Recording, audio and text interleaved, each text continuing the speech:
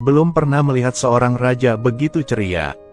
Dia berada di ulang tahun ke-18 sang putri. Dia tidak sengaja melihat kutu di tangannya. Dia menemukan kesempatan untuk menepuknya. Tak disangka, kutu tersebut melompat ke sisi lain. Hal ini membangunkan raja yang tertidur. Abaikan sang putri yang bernyanyi. Dia bermain dengan kutu di tangannya. Dia membuka telapak tangannya. Kutu akan melompati seperti tembok. Raja melihat ini dan semakin jatuh cinta pada kutu ini. Dia selalu memainkannya sampai pesta selesai. Dia diam-diam menyembunyikannya di tangannya dan membawanya kembali ke kamarnya. Setetes darah lagi di tangan yang memberi makan kutu. Dan masukkan ke dalam kotak perhiasan bergizi. Ibarat seekor kutu yang menghisap darah raja sepanjang hari. Dengan sangat cepat, ukurannya menjadi lebih besar. Raja pun menjadikannya becak. Mainkan untuk menghilangkan kebosanan. Entah sampai kapan, raja ketagihan kutu seharian tanpa bertanya ke istana. Hanya saat makan malam barulah sang putri sesekali melihatnya. Tapi dia selalu meninggalkan daging sapi mentah. Diam-diam membawa kutu itu kembali ke kamar untuk membesarkannya. Hari itu, tabib istana di istana. Tiba-tiba ia terbangun karena ada ketukan di pintu, sehingga ia bergegas ke istana untuk pemeriksaan kesehatan. Melihat raja baik-baik saja bukanlah sesuatu yang luar biasa. Dia belum sempat bereaksi. Raja dengan cepat menariknya kembali untuk melihat. Ditemukan di kamar raja. Ada binatang jelek. Raja tidak peduli rahasianya terbongkar. Dia hanya ingin dokter segera mendiagnosis kutu tersebut. Hasilnya setelah dokter pemberani memeriksanya. Ditemukan karena memakan segala jenis daging dan ikan setiap hari. Jadi terlalu mubazir dan sempit. Raja merasa sangat sedih hingga ingin mati. Keesokan harinya dia pergi mencari putri yang paling dia cintai. Konon mengadakan kontes kepompong untuk sang putri. Sang putri menunggu lama untuk akhirnya mendengar kabar ini. Dia senang raja sudah sadar. Alhasil, tibalah saatnya kedua mempelai diumumkan ke publik. Baru ditemukannya raja membuat orang menebak-nebak kulit binatang itu. Siapa sangka mereka akan menikahkan sang putri dengan orang itu. Orang pertama setelah merasa bosan pada kulit. Dia dengan yakin mengatakan kepada raja bahwa itu adalah kulit babi. Alhasil, tentu saja ia langsung tersingkir. Sang putri menghela nafas lega saat melihat ini. Lalu datanglah penantang kedua. Sang putri memandangi wajah lawannya yang tua dan serius. Dia dengan gugup mengedipkan mata pada raja. Namun raja tidak khawatir dia akan menebak dengan benar. Benar saja, dia mengeluarkan kaca pembesarnya. Setelah mengamati kulit dengan cermat, pastikan untuk memberitahu raja bahwa itu adalah satir. Sang putri melihat ini dan memandang raja dengan cemas. Untungnya, raja berpikir sejenak. Memberikan jawaban yang salah. Pada saat ini, saraf sang putri mengendur. Penantang ketiga adalah seorang pangeran muda yang tampan.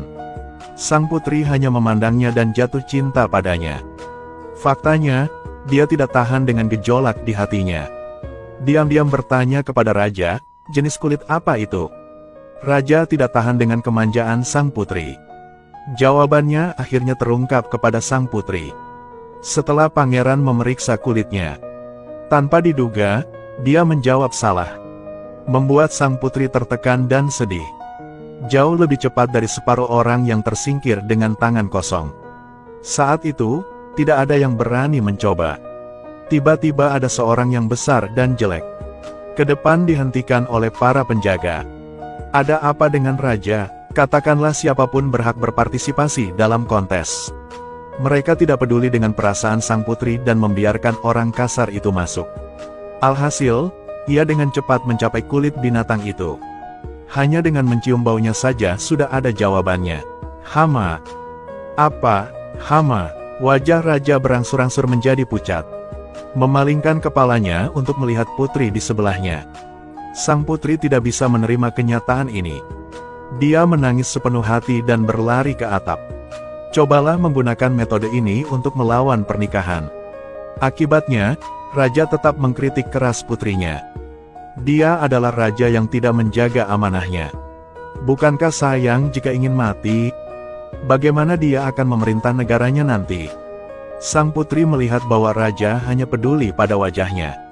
Tidak peduli dengan hidup atau matinya. Dia akhirnya tahu bahwa perlawanannya tidak ada gunanya. Oleh karena itu, hatinya seakan hancur mengikuti pria kasar itu dalam perjalanan jauh. Mereka berjalan melewati hutan dan ngarai yang dalam.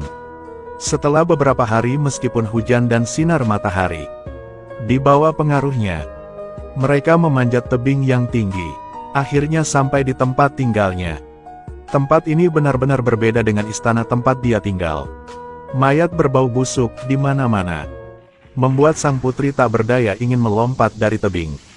Untungnya dia berhati-hati. Hanya membuat sang putri bertahan di malam yang tak terhitung jumlahnya. Hari itu dia keluar untuk mencari makanan. Sang putri tiba-tiba mendengar seseorang bernyanyi di luar. Dia bergegas keluar gua untuk melihat. Ternyata di balik tebing ada seorang gadis yang sedang mengambil obat. Melihat harapan sang putri memintanya untuk menyelamatkannya. Tapi orang lain hanyalah seorang gadis yang sedang memetik obat. Dia tidak bisa menyelamatkan sang putri sendirian. Dia hanya bisa berjanji akan memanggil putranya untuk menyelamatkannya dan kemudian pergi. Melihat itu, sang putri kembali putus asa.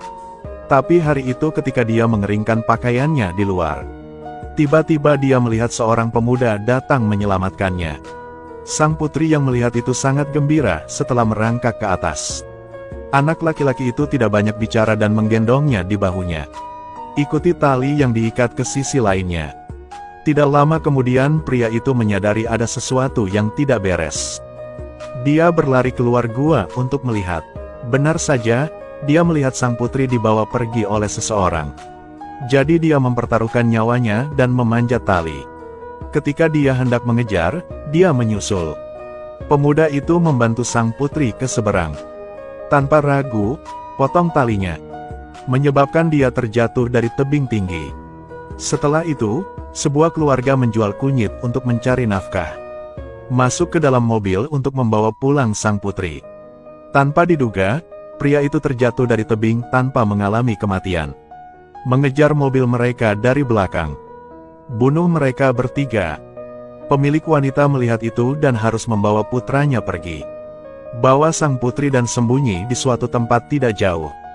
Mereka melihatnya perlahan mendekat. Wanita itu memberi putranya seteguk minyak lampu. Tiba-tiba meledak dan meludahkan api ke arahnya.